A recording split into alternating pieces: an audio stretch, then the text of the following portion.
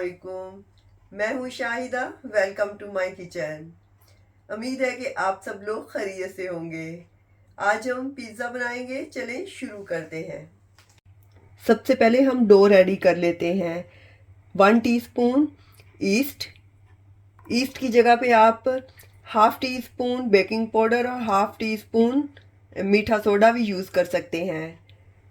1 teaspoon sugar, brown sugar की जगह normal sugar भी इस्तेमाल कर सकते हैं। और हाफ कप पानी, उसको वार्म होना चाहिए। अब थोड़ी देर के लिए इसको ऐसे मिक्स करके रख देते हैं। 300 ग्राम नॉर्मल मैदा है। इसकी जगह पे आप फ्लावर भी ले सकते हैं, आम चक्की का आटा। और कप से 1.5 कप है। 1 टीस्पून जितना ऑयल डाल देंगे। मेल्ट किया हुआ बटर भी डाल सकते हैं। Half tea spoon salt, 1/4 cup milk भी वार्म होना चाहिए। और ये जो ईस्ट हमने मिक्स की थी शुगर में, ये भी डाल देते हैं और इसको मिक्स करते हैं।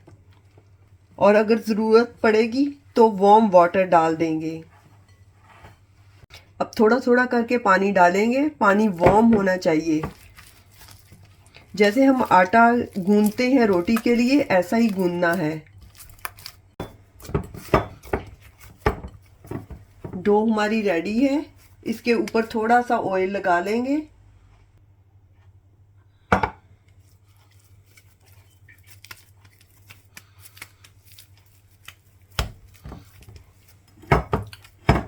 ऑयल लगा के तो ऐसे बर्तन में रख देंगे।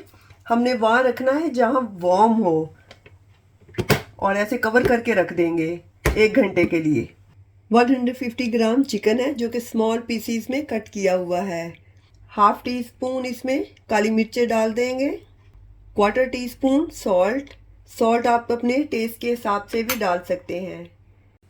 1 टीस्पून नींबू का जूस और 1.5 टीस्पून तिक्का मसाला।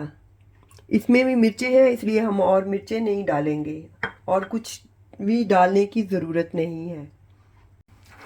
इन सारी चीज़ों को मिक्स कर लेते हैं। अब हम एक पैन लेंगे, गैस ऑन करते हैं और 1 टेबलस्पून 1.5 टेबलस्पून जितना ऑयल डाल देंगे। जैसे ही ऑयल गर्म होगा तो इसमें चिकन डाल देंगे।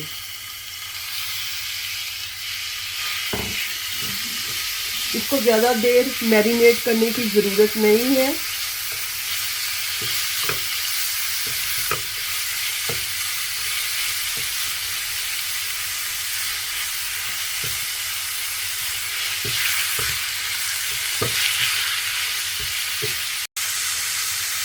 दो से 3 मिनट तक ऐसे पकाएंगे। जैसे ही इसका कलर चेंज होगा कवर करके रख देंगे।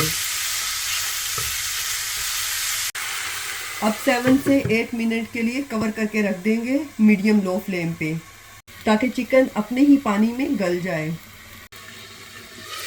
हमारा टिक्का तैयार हो गया है। गैस ऑफ कर देते हैं। छोटे छोटे पीस से आसानी से गल गए हैं।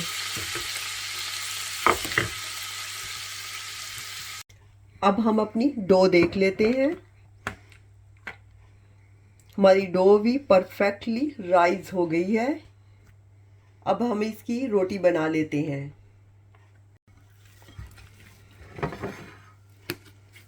अब हम इसकी रोटी बेलते हैं। फ्लावर डस्ट कर लेते हैं। पहले ऐसे फैला लेंगे।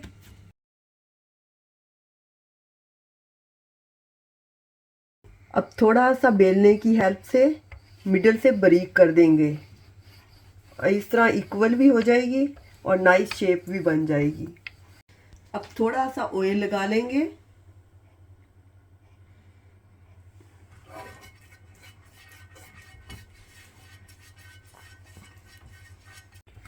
अब इसको पैन में डाल देते हैं।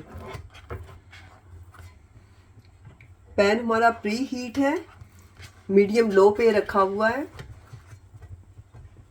और इसको इसमें सेट कर देते हैं।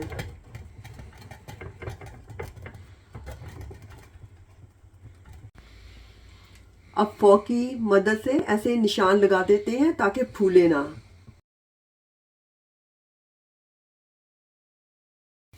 मैंने नीचे तवा रखा है, ऊपर पैन रखा है।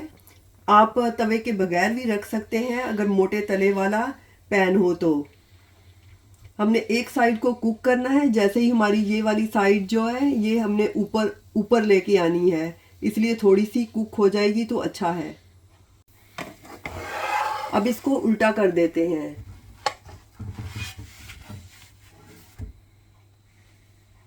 अब हम गैस ऑफ करके तो ये सारी चीज़ें लगा देते हैं ऊपर। जल्दी जल्दी से लगानी है ताकि ड्राई ना हो जाए। ये पिज़्ज़ा पेस्ट है, आप घर पे भी बना सकते हैं टमाटर में मसाला डाल के, मिर्ची मसाला डाल के। ये मैंने भी घर पे ही बनाई है।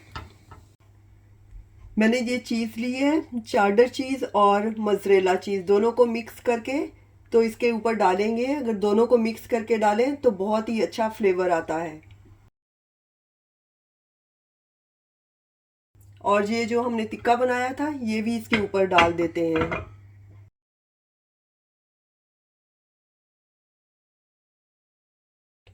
ये बेल पेपर्स हैं, ऑरेंज वाली, और ये प्याज है। मैंने 3 कलर में बेल पेपर्स लिए हैं, ग्रीन और सुर्ख, और इनको बहुत ही बारीक बारीक सा कट किया है। क्योंकि हम तवे पे बना रहे हैं इसलिए हमें बहुत बारीक बारीक करना है ताकि अच्छी तरह से कुक भी हो जाए। प्याज भी बहुत बारीक सी कट की हुई है।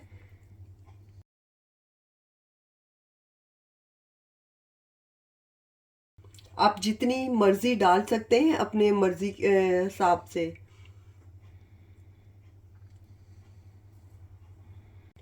और टमाटर के फ्यू पीसीस रख देंगे, ये भी बहुत बारीक कट किए हुए हैं।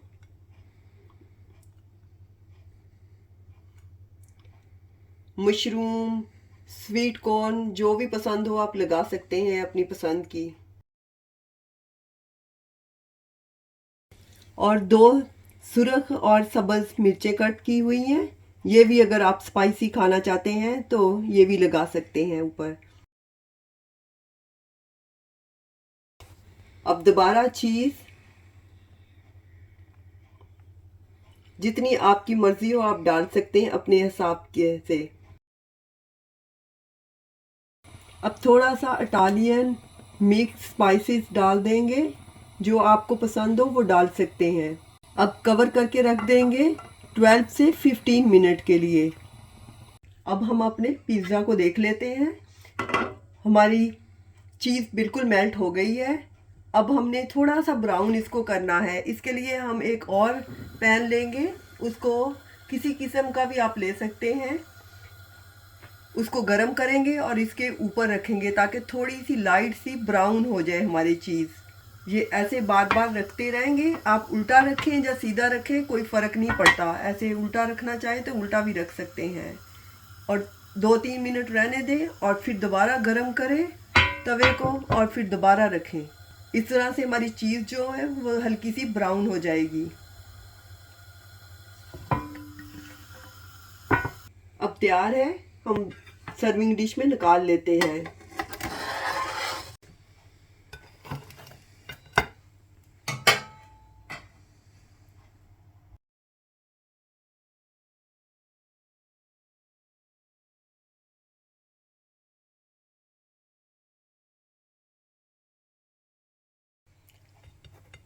और रोटी पीछे से भी बिल्कुल क्रिस्पी और नाइस ब्राउन हो गई है।